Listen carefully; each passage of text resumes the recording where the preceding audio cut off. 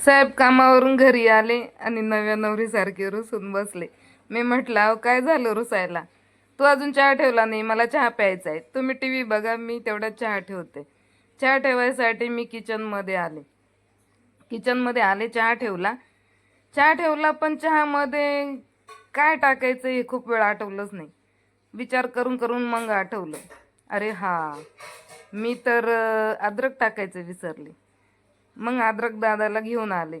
अद्रक दादाला आणलं, त्याला म्हटलं तुला कापून टाकू की मग ठेचून टाकू रे? अद्रक दादा म्हणतो, ताई मला ठेचूनच टाक. अद्रक दादाला ठेचायला गेले. ठेचता ठेचता तो माझ्या डोळ्यातच जाऊन बसला. अरे बापरे, ऐक ग, गैरसमज करू नका, तुम्हाला डोळे नाही मारत ते. माझ्या डोळ्यात आल्याचा रस उडाला. तसाच उचलला आणि चहामध्ये आदळला. एक डोळ्याने तर दिसत नव्हतं, एकच डोळ्यांनी मी बघत होते.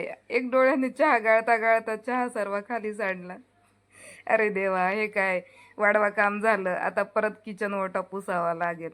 आता म्हटलं किचन ओटा पुसत बसले तर बाबा अजून रुसायचा, त्याच्यामुळे आधी चहा देऊन येऊ, मग किचन ओटा पुसू. तसाच उचलला आणि त्यांना चहा नेऊन दिला. चला भेटूया पुढच्या ब्लॉगमध्ये. बाय.